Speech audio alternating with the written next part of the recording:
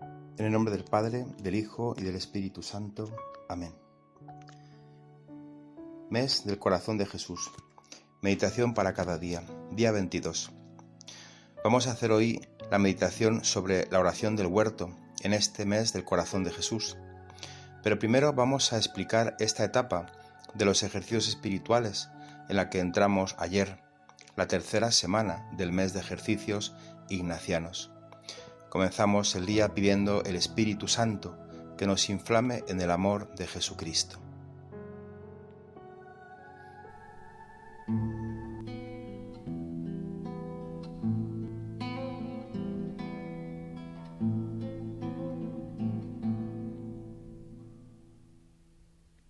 He soñado en la noche envolverte en mis entrañas, devolverte la vida entregándola yo.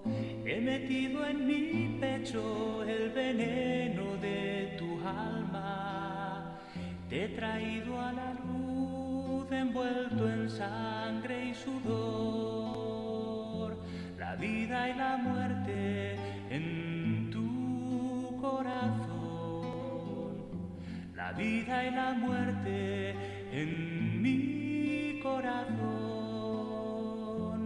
Cuánto dolor y cuánto amor, la vida y la muerte en el corazón.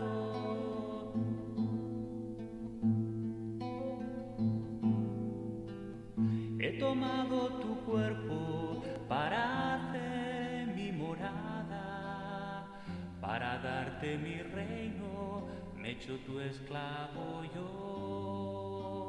En el pan consagrado he sellado mi alianza, en el leño clavado he puesto un lecho de amor, la vida y la muerte en tu corazón, la vida y la muerte en mi corazón. Cuánto dolor y cuánto amor, la vida y la muerte en el corazón.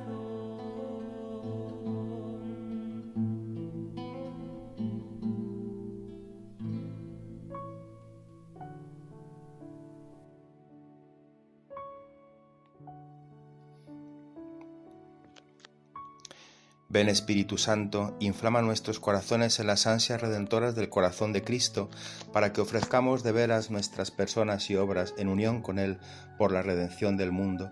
Señor mío y Dios mío Jesucristo, por el corazón inmaculado de María, me consagro a tu corazón y me ofrezco contigo al Padre, en tu santo sacrificio del altar, con mi oración y mi trabajo, sufrimientos y alegrías de hoy, en reparación de nuestros pecados y para que venga a nosotros tu reino.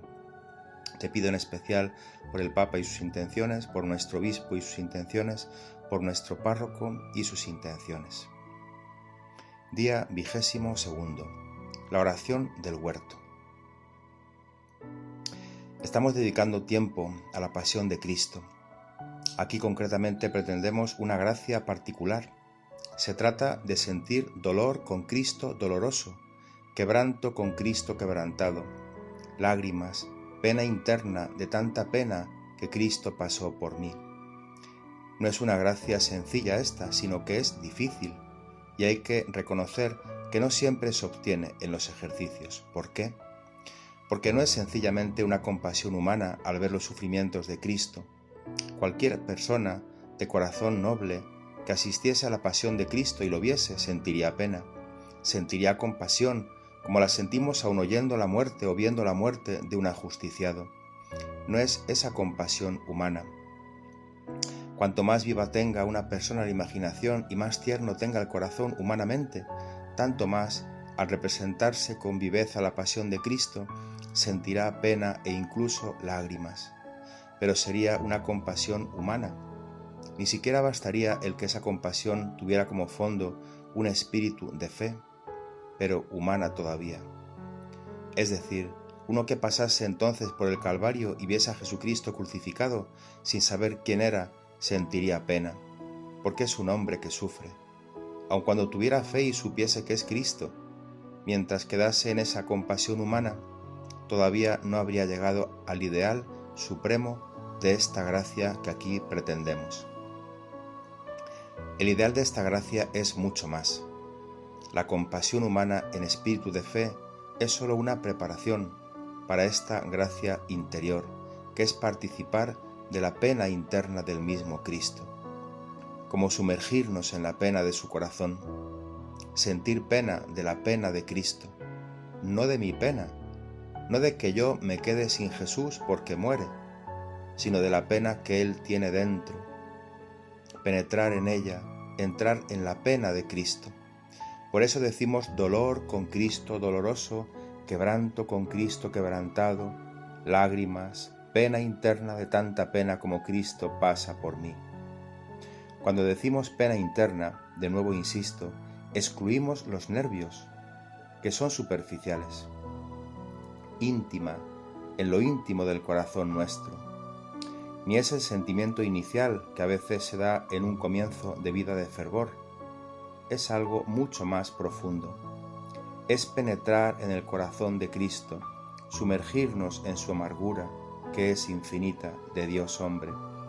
Si penetrásemos un poco lo que Cristo siente ahí dentro, cómo repercuten en Él todas las heridas, todos los sufrimientos físicos que en los demás hombres no tienen esas raíces de profundidad divina.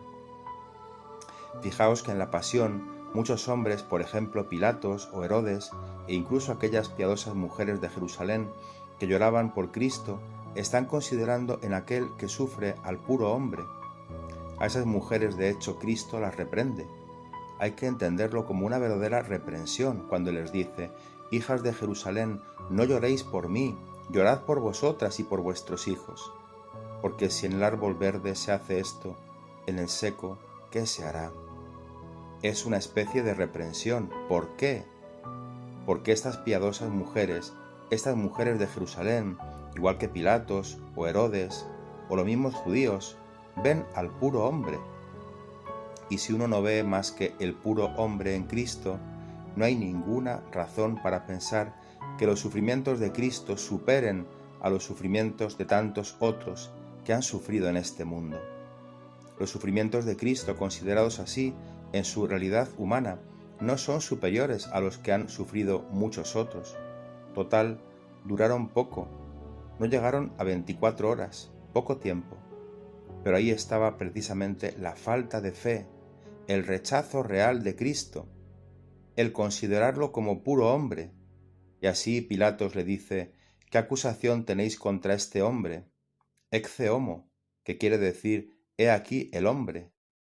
Y las mujeres de Jerusalén lloran al hombre. Por eso el Señor les dice: si vosotras tenéis pena por esto que veis, que consideráis vosotras en mí, más vais a sufrir vosotras dentro de poco, como consecuencia de vuestra falta de fe. De modo que no caigamos en este pecado nosotros, sino hay que penetrar en el misterio del corazón del Dios hombre que sufre. Pena de tanta pena como Cristo pasa por mí. Digo que es un sufrimiento íntimo, si el Señor nos lo concede, y aquí veremos por qué a veces no lo concede. Santa Teresa, en las Moradas Quintas, en el capítulo 2, dice así: «Oh grandeza de Dios, que pocos años antes estaba esta alma, y aun quizás días, que no se acordaba sino de sí, ¿quién la ha metido en tan penosos cuidados? Que aunque queramos tener muchos años de meditación, tan penosamente como ahora esta alma lo siente, no lo podremos sentir.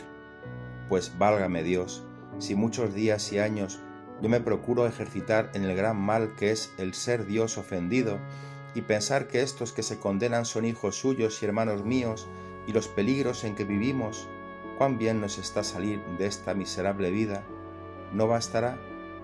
Que no, hijas, no es la pena que se siente aquí como las de acá, que eso bien podríamos, con el favor del Señor, tenerla, pensando mucho esto, mas no llega a lo íntimo de las entrañas como aquí, que parece desmenuza un alma y la muele, sin procurarlo ella, y aun a veces sin quererlo. ¿Veis? Allí lo tiene dentro, le queda allí sin quererlo. Fijaos en la expresión, que parece que desmenuza el alma y la muele. Y sigue Santa Teresa, pues ¿qué es esto? ¿De dónde procede? Os lo diré. ¿No habéis oído que la esposa que la metió Dios en la bodega del vino y ordenó en ella la caridad? Pues esto es, que como aquel alma ya se entrega en sus manos y el gran amor la tiene tan rendida, que no sabe ni quiere más de que haga Dios lo que quisiere de ella, que jamás hará Dios a lo que yo pienso esta merced, sino a alma que ya toma por muy suya. Quiere que sin que ella entienda cómo, salga de allí sellada con su sello, porque verdaderamente el alma allí no hace más que la cera, cuando imprime otro el sello, que la cera no se le imprime así, solo está dispuesta. Recordad lo que hemos dicho días atrás, el alma quieta, pacífica y dispuesta para cuando el Señor quiera obrar en ella. Digo blanda, sigue Santa Teresa, y aun para esa disposición tampoco se ablanda ella, sino que se está queda y lo consiente. Oh bondad de Dios, que todo ha de ser a vuestra costa. Solo queréis nuestra voluntad y que no haya impedimento en la cera. Pues veis aquí, hermanas, lo que nuestro Dios hace aquí, para que esta alma ya se conozca por suya, el sello que le pone. Da de lo que tiene, que es lo que tuvo su Hijo en esta vida. No nos puede hacer mayor merced. Esta es la gracia que pretendemos, gracia que es coronación de otras. Y si uno no se da, no puede pretender que el Señor también le haga sentir internamente esta pena, porque es un gran don de Dios el participar de los sentimientos de su pasión.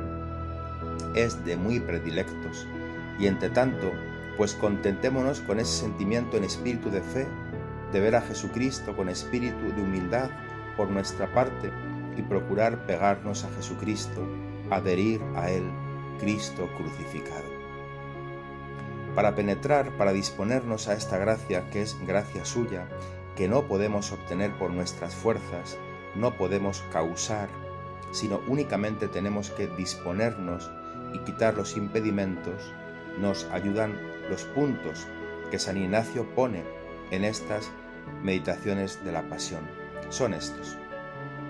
Dice él, el cuarto, considerar lo que Cristo nuestro Señor padece en la humanidad, o quiere padecer según el paso que se contempla.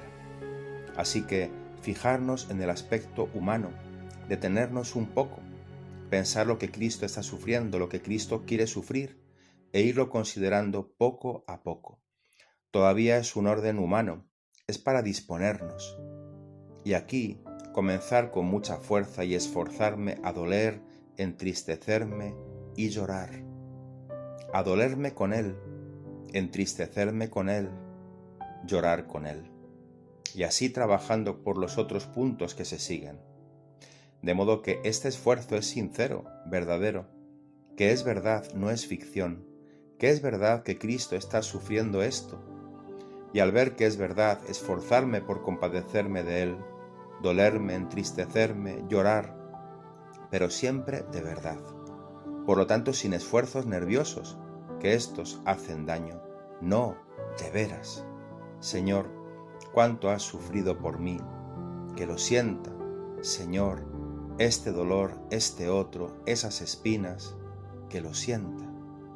Dámelo a sentir más íntimamente, de veras, esforzarme de veras, con mucha fuerza, con mucha verdad, esforzarme.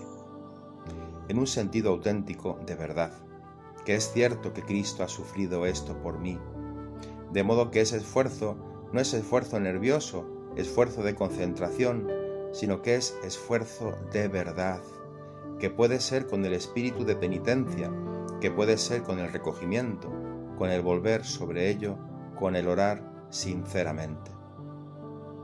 Y sigue San Ignacio, el quinto punto, considerar cómo la divinidad se esconde.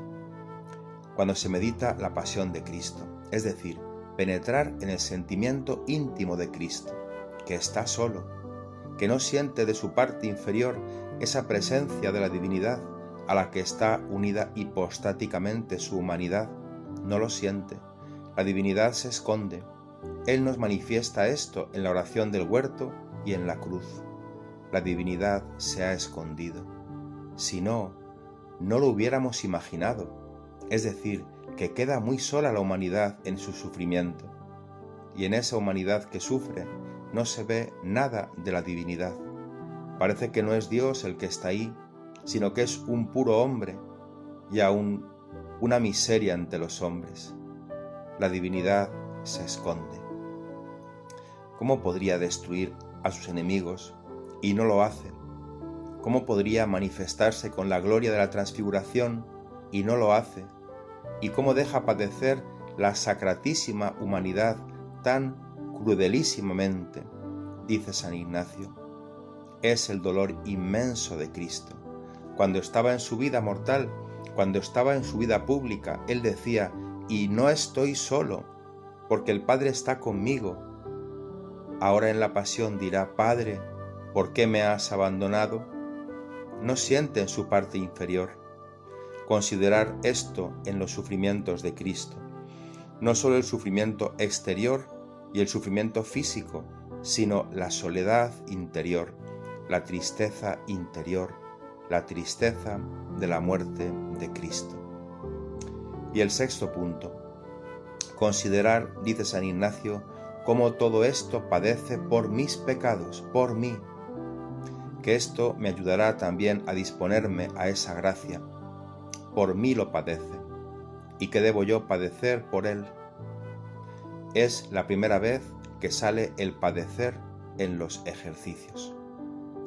Hasta ahora no, hasta ahora salía pobreza, injurias, vituperios, esfuerzo apostólico, todo eso, pero ahora es padecer. ¿Qué debo yo hacer y padecer por él? Él todo eso lo padece por mí y yo por él, ¿qué debo hacer y padecer? Si entrásemos en esto, que está en la misma petición también, de tanta pena como Cristo pasa por mí, si penetrásemos el sentido de este por mí, ¿qué de otra manera meditaríamos la pasión? ¿Y qué de otra manera tendríamos el recuerdo de Cristo crucificado?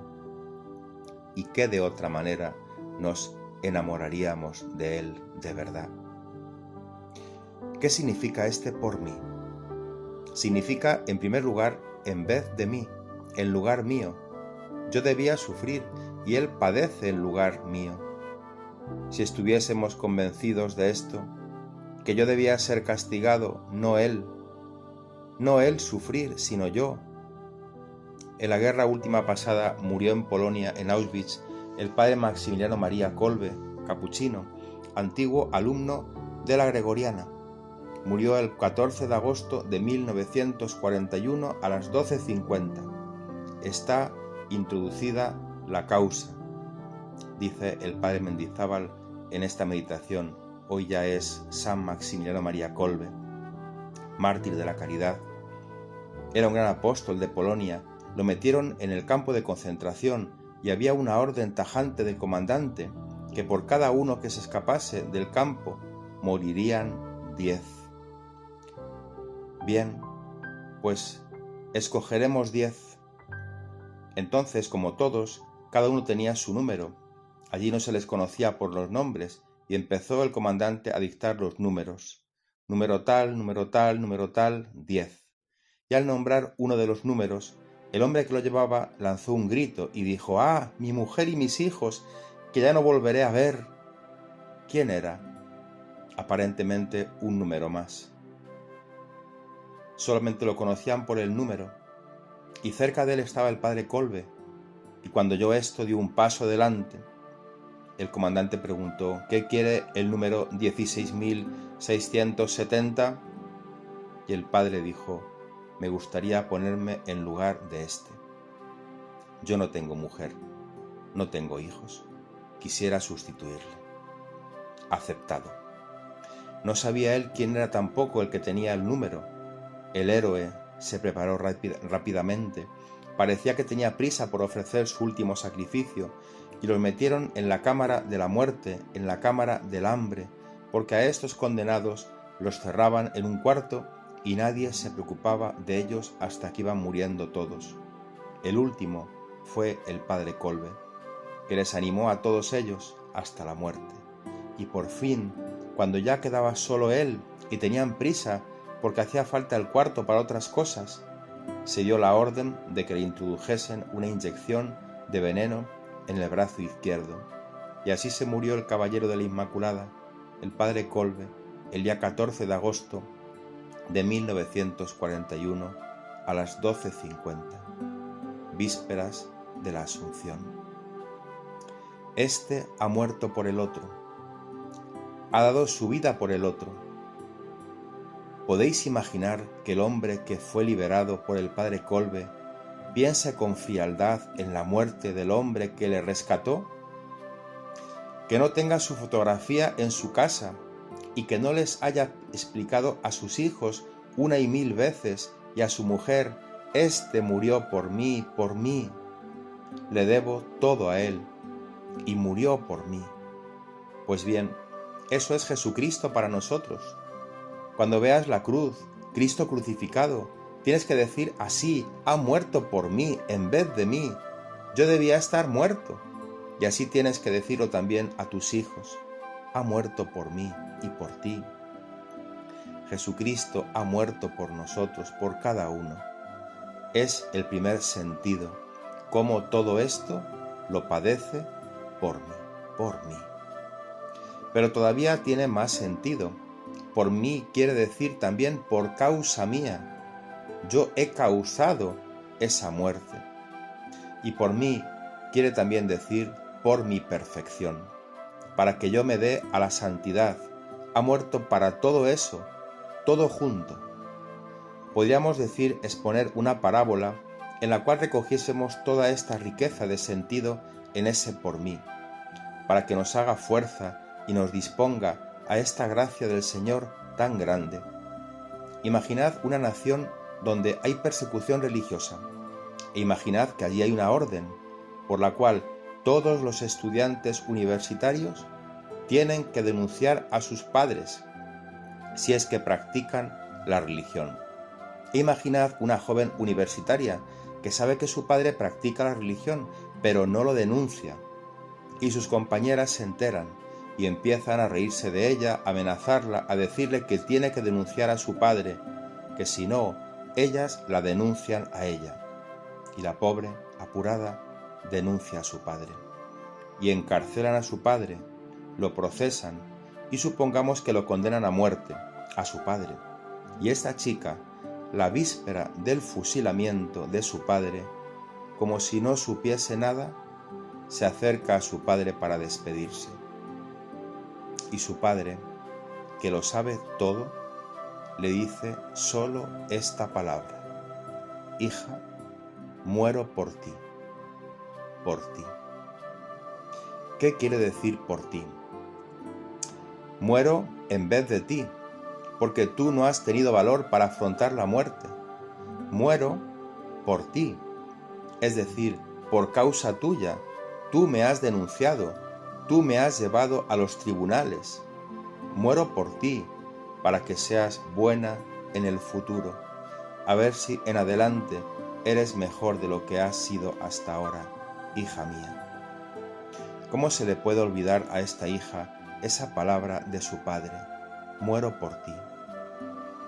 Pues así muere Jesucristo. Todo eso lo padece por mí, en el sentido pleno, por mí, en lugar de mí, por causa mía, por mis pecados, causa de su muerte, y por mí, para mi santificación. Pues bien, esto nos puede ayudar a disponernos en todas las meditaciones de la pasión de Cristo.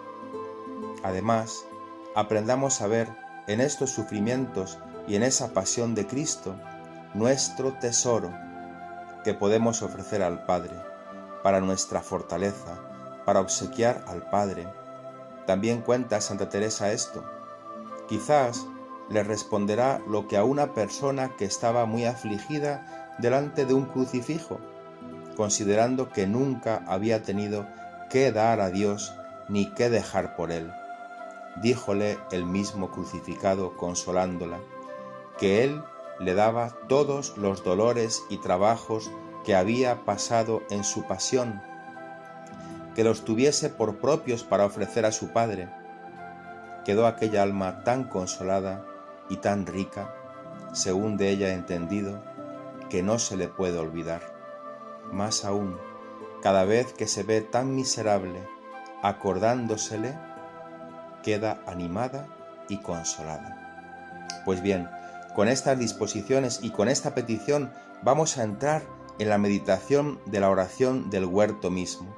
Lo importante es encuadrar las meditaciones de la Pasión, y ahora, brevemente, expondremos los puntos de la oración del huerto. Jesús con los apóstoles sale del cenáculo. Después de la oración sacerdotal, atraviesa el torrente de Cedrón, pasa al otro lado y llega al huerto de los olivos, y en un lugar les deja a los 8 apóstoles. Quedaos aquí. A estos 8 no les dice que oren, sino los deja. Pueden descansar, pueden dormir. Toma consigo solamente a 3, Pedro, Santiago y Juan.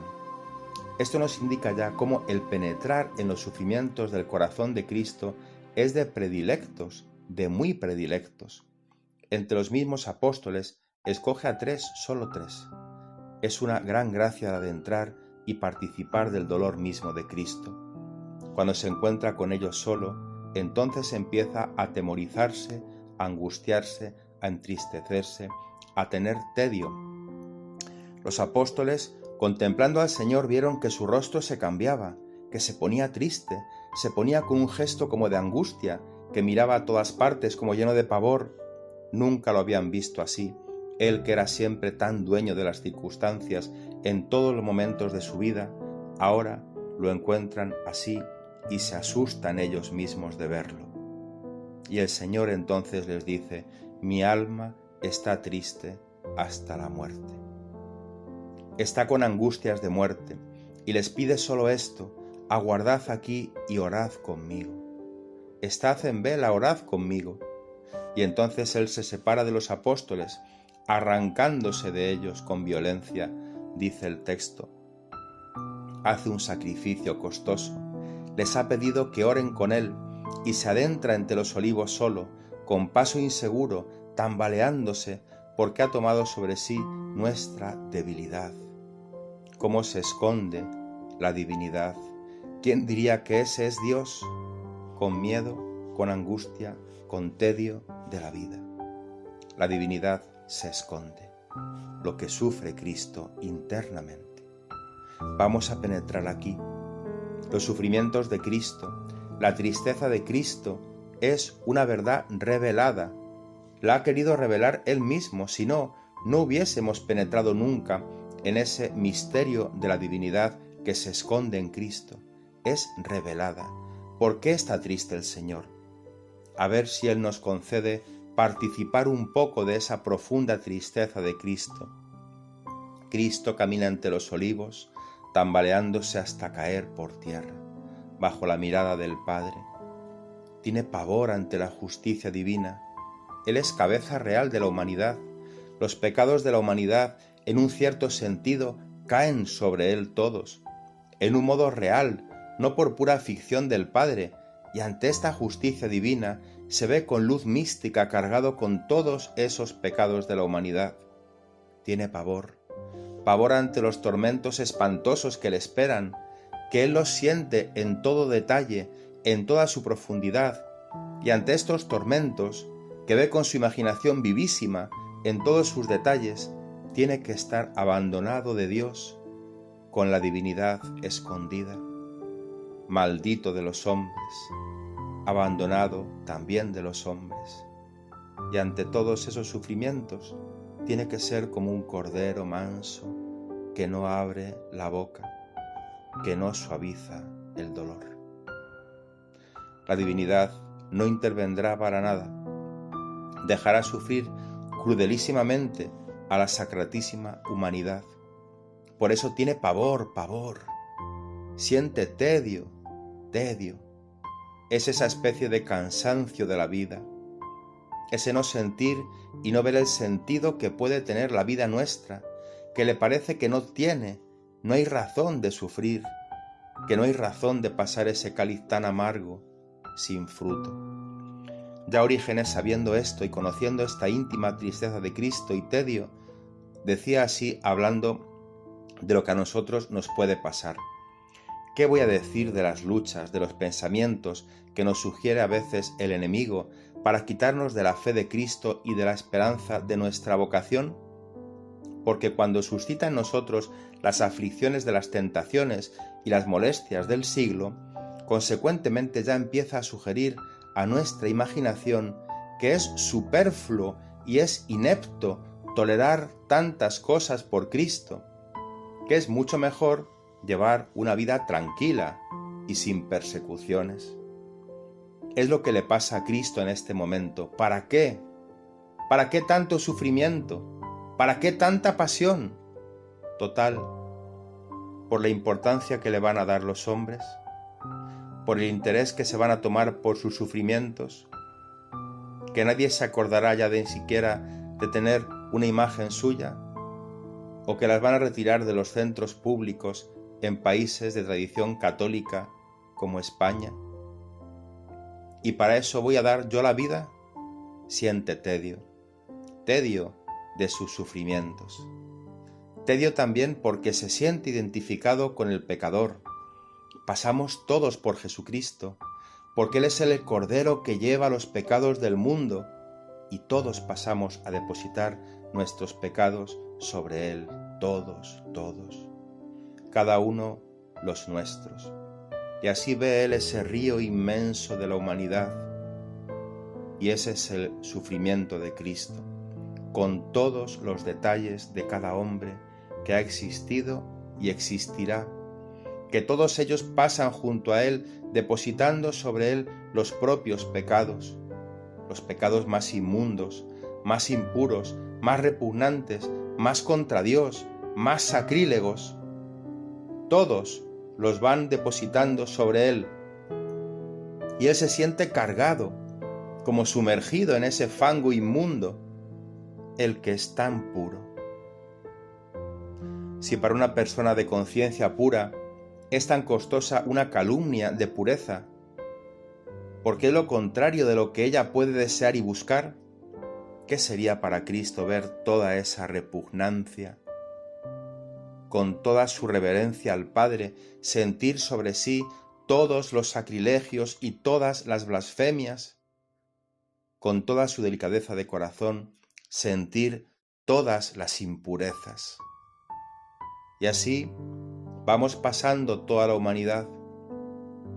Y en ese momento están pesando sobre el corazón de Cristo todos los pecados de la humanidad. Y Él los siente vivamente, y ve en sus manos los pecados de todas las manos, y las siente como leprosas, repugnantes, hinchadas. En sus labios los pecados de todos los labios, de palabras, de sacrilegios, de blasfemias, de besos, todos los pecados, y los siente en sus labios. En sus ojos los pecados de todos los ojos de la humanidad, en su boca los pecados de todas las bocas, en su corazón los pecados de todos los corazones, de amarguras, de odios, de amores, todo. Y así ante la justicia del Padre siente que le afean realmente, que le avergüenzan con toda su delicadeza finísima, penetrar en esa pena de Cristo, en ese dolor íntimo de Cristo, y está triste ante la mirada del Padre, la mirada de la justicia divina ante la pasión. Siente quebrantos de dolor por nuestros pecados. El profeta había dicho: Él soportó nuestros sufrimientos y aguantó nuestros dolores. Isaías 53:4.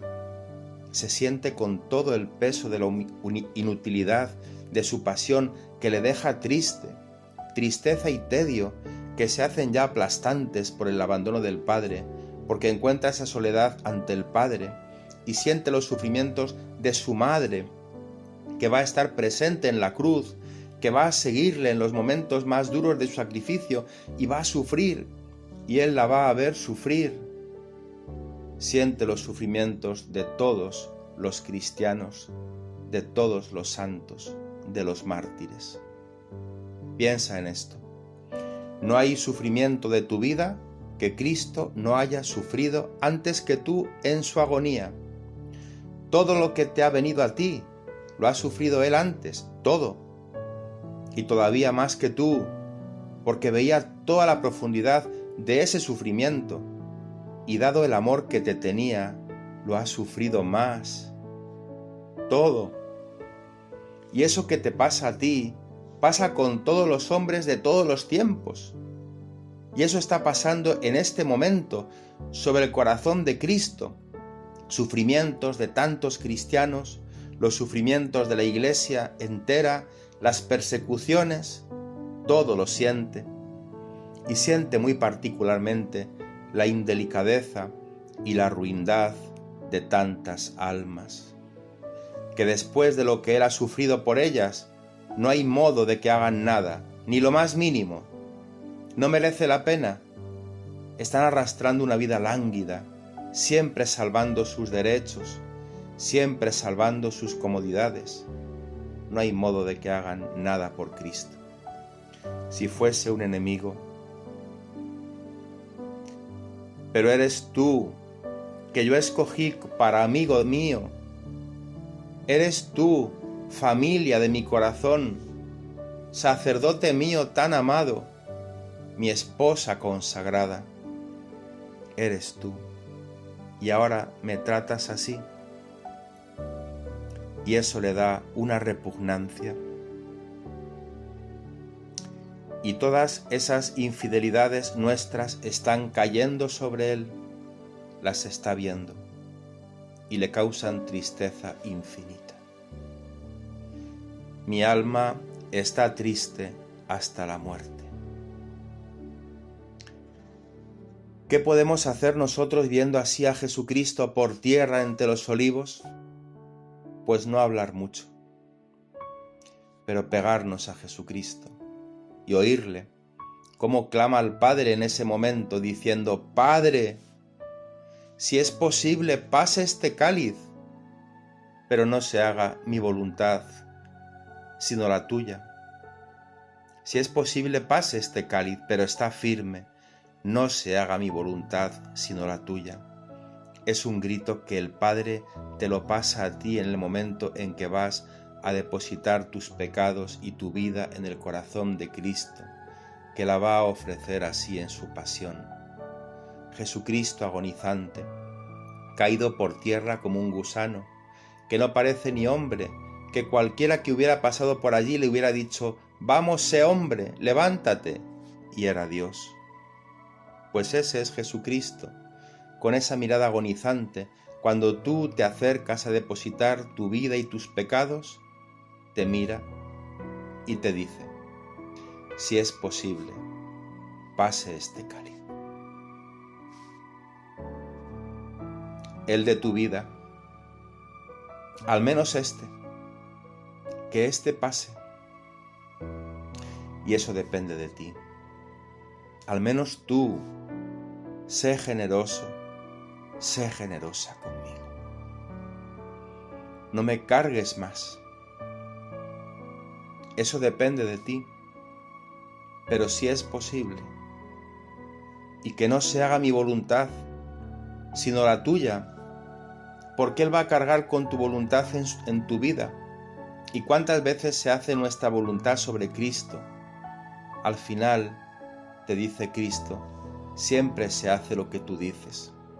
Siempre te sales con la tuya. Se hace lo que tú quieres.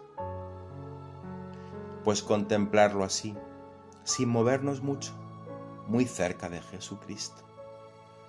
como quien asiste a un enfermo y lo agarra de la mano y no tiene nada que decirle, sino estoy contigo, Señor, estoy contigo, estoy contigo. Estar con Él. Jesucristo, después de un rato, se levanta para buscar a los discípulos. Está deshecho y vino a los discípulos y los halló dormidos. Qué dolor este de Cristo. Casi peor que todo lo que estaba sufriendo al encontrarlos dormidos. Después que ha aceptado todo, se vuelve a esos a quienes había pedido un favor. Estad en vela y orad conmigo, que yo ahora lo necesito, que me basta saber que hay una persona que está conmigo, que eso es ya un consuelo para mí. Pues bien, vuelve a los tres y los encuentra dormidos. No les interesa a ellos Cristo. No hay cosa más desoladora que el encontrarse un enfermo grave que está muy mal, que está sufriendo mucho, con que la persona que le debía velar está durmiendo. Es decir, no le interesa nada. Yo que estoy pasando estos ratos, la otra persona no se interesa. Y así los encuentra los tres dormidos, él pasando toda esta agonía y los otros dormidos. El único que vela es Judas. Qué tristeza está para Jesucristo. Y Jesucristo se siente solo. Busqué uno que me consolase y no lo encontré. Salmo 69, versículo 20. Sacar también esta conclusión para nosotros. Aceptar el desierto afectivo. Que muchas veces tendremos que estar solos y sentir esa soledad íntima, que encontraremos nuestra fuerza en la pasión de Cristo y hacer el propósito de acompañar a Jesucristo en su pasión en la hora santa. Yo y otros en cuanto pueda, ayudar para que acompañen a Cristo. Y les dice: Simón, ¿duermes? ¿No has podido velar una hora conmigo? Ni siquiera eso. Velad y orad para que no caigáis en la tentación. Fijaos que Jesucristo siempre repite el Padre Nuestro: no se haga mi voluntad sino la tuya. Y ahora les dice a los apóstoles: velad y orad para que no caigáis en la tentación. Ahí está todo, en el Padre Nuestro, todo lo que se puede pedir, y el Señor siempre lo tiene en sus labios. El espíritu, a la verdad, está pronto, pero la carne es flaca. Y se fue otra vez a orar. Repitiendo las mismas palabras, vuelve a la misma oración, a esa hora en que tantos le ofenden, siente en su dolor y en su corazón todos los dolores y tristezas de todos los hombres en un corazón. Los dolores de todas las madres, los dolores de todos los padres, y sufre crudelísimamente. Tiene pesando sobre sí en este momento todos los tormentos de la pasión, dolores físicos, morales, afrentas, abandono del Padre, congojas de muerte. Padece en el interior, en el corazón que se le desgarra, como que se le desencajan los huesos, con un choque entre la repugnancia al cáliz que se le presenta y la voluntad absoluta de beberlo. Quiere beberlo. Si es posible, pase este cáliz, pero lo que tú quieras, lo quiero yo. Con qué voluntad padece Cristo, con qué firmeza. Y de este choque, precisamente en este sufrimiento, cuando la divinidad se esconde, salta la agonía de Cristo. Quizá es en este momento cuando su corazón estalla y comienza a sudar como gotas gruesas de sangre. Cuánto dolor y cuánto amor. Un ángel le conforta, le muestra quizás el fruto de su pasión. Si el demonio insistía en mostrarle la inutilidad de la pasión, como suele hacerlo con todas las almas para indicarles que es inútil trabajar tanto, que no merece la pena, que por qué va a cargarse con una vida tan molesta, tan insegura, que es mejor pasarlo con tranquilidad en este mundo. El ángel le muestra el fruto de la pasión, quizás. Y primero, la Inmaculada Concepción de María, fruto de la redención de Cristo, que es una gloria al Padre inmensa. Y después la santidad de tantas almas, que van a ser verdaderamente heroicas en su generosidad para con Cristo, para gloria del Padre, y eso merece ya la pena. Así el ángel le conforta, con grande humillación de Cristo, porque es consolado por una criatura, por un servidor suyo, pero le conforta. No es que le quita los sufrimientos, no. El ángel no viene a quitarle parte del cáliz, no le quita nada. El Señor no nos quita las cruces, no nos quita los sufrimientos, sino que nos conforta. Pasión de Cristo, confórtame, dame fuerza para llevar los sufrimientos. Y terminada su oración, se levantó y los encontró otra vez dormidos. Solo vela Judas. Y el Señor, después de aquella hora de vela, les dice ya a los apóstoles: bueno, hijos, ahora dormid y descansad. Y él, el que va a la muerte, vela el sueño de los apóstoles con gran delicadeza. No por ironía, de verdad, dormid, que yo os velo. Y él, el que va a morir, está cuidándoles a los otros. Y está allí, ofreciéndose al Padre. Y estando así puede ver con sus ojos humanos las luces, las lámparas de los que vienen por el otro lado del torrente, y en la soledad de la noche quizás puede oír las palabras tristes de Judas, que volviéndose a ellos les dice: ¿lo conocéis? Mirad, aquel a quien yo daré un beso, ese es. Atadlo y conducidlo con cautela, que no se os escape. Y eso lo oye Jesucristo. Qué pena para él. Con cautela, que no se os escape, que es muy vivo. Pobre Judas, el único que vela, el traidor. Jesucristo lo oye y siente pena, y se le va a ofrecer como amigo a ese mismo Judas por su parte, y cuando ya están cerca, entonces les despierta a los apóstoles: ¡hala, levantaos! Ya está cerca el que me hace traición. Y entonces firme se presenta a Judas, el cual le da un beso fuerte. Lo besó fuertemente y le dijo: Dios te guarde, maestro. ¿Cómo le quemó esto al Señor? Este beso de traición, de hipocresía. Y le dice en cambio: Judas, amigo, amigo. Amigo no porque lo eres, sino porque lo puedes ser.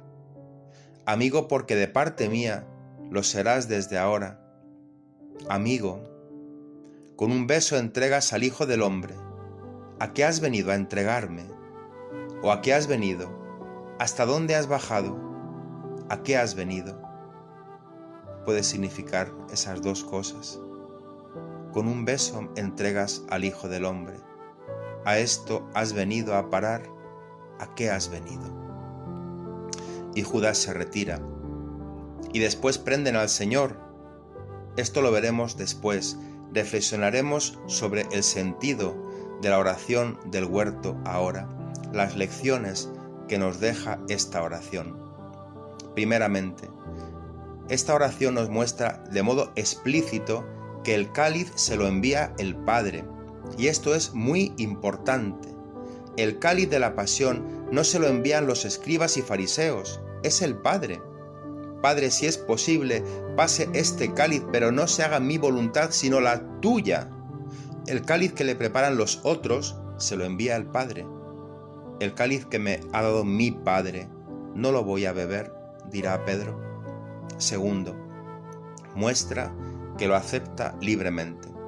Se entregó a la muerte porque quiso. no se haga mi voluntad, sino la tuya.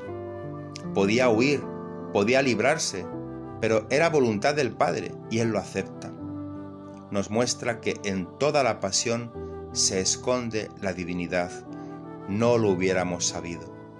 Hubiésemos creído que Cristo en su pasión no sentía esas heridas con su deseo de agradar al Padre, pero Él sufría con gozo interior. No es así. Nos muestra que la divinidad se esconde, que deja sufrir crudelísimamente a la humanidad. Nos muestra que esa pasión la ofrece por mí y por mí. Yo soy el tormento de Cristo en su agonía inmediatamente, no mediante los verdugos y los soldados, sino por mi persona. Yo soy el sufrimiento de Cristo en la agonía. Y esto no es un paso que termina y sigue la pasión de otra manera, no. Ese estado de Cristo sucede escondidamente en toda la pasión, en toda la pasión. Jesucristo está triste hasta la muerte, en toda esa pasión. En cualquier paso de ella, en su corazón, íntimamente, está triste. En la flagelación, y en la noche triste, y en la corona de espinas, y ante Herodes, y ante Pilato, y en la cruz, está triste hasta la muerte, y en toda la pasión ora al Padre: si es posible, que pase este cáliz, pero no se haga mi voluntad, sino la tuya. Y en toda la pasión busca consuelo en sus discípulos, y no lo encuentra. Y en toda la pasión siente la soledad más profunda, soledad de Cristo débil para fortalecernos. Que esto sea para nosotros el comienzo de nuestra fuerza y preguntarnos: ¿cuánto padece Cristo por mí? ¿Y qué debo yo padecer por Él? Acabamos orando. Oh Dios, que en el corazón de tu Hijo, herido por nuestros pecados, has depositado infinitos tesoros de caridad, te pedimos que al rendirle el homenaje de nuestro amor, le ofrezcamos una cumplida reparación. Por Jesucristo nuestro Señor. Amén.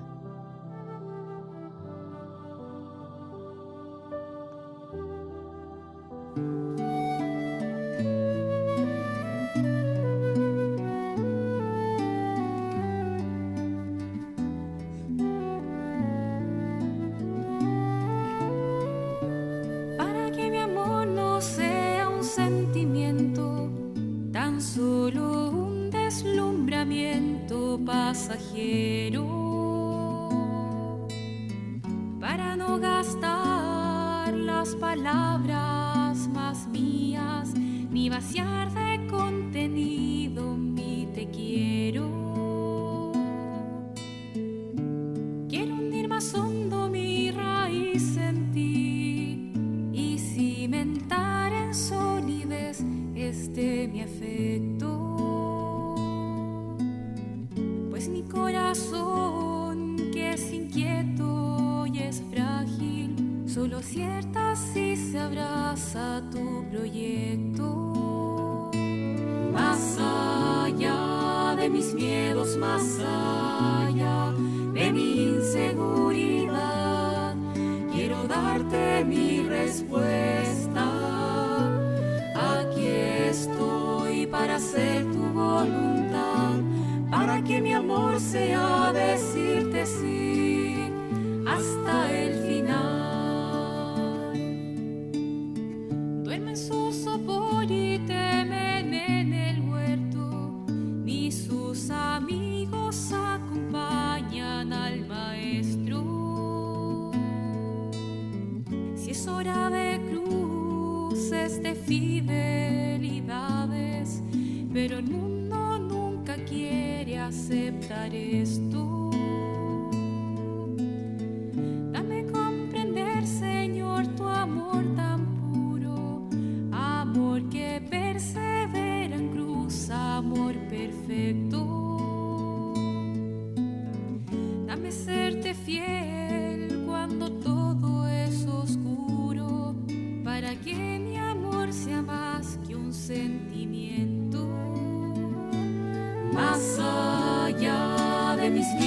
más allá de mi inseguridad. Quiero darte mi respuesta.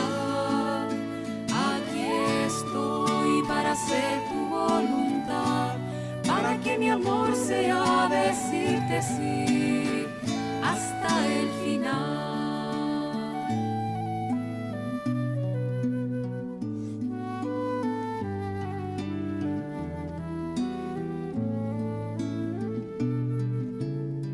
No es en las palabras ni es en las promesas donde la historia tiene su motor secreto.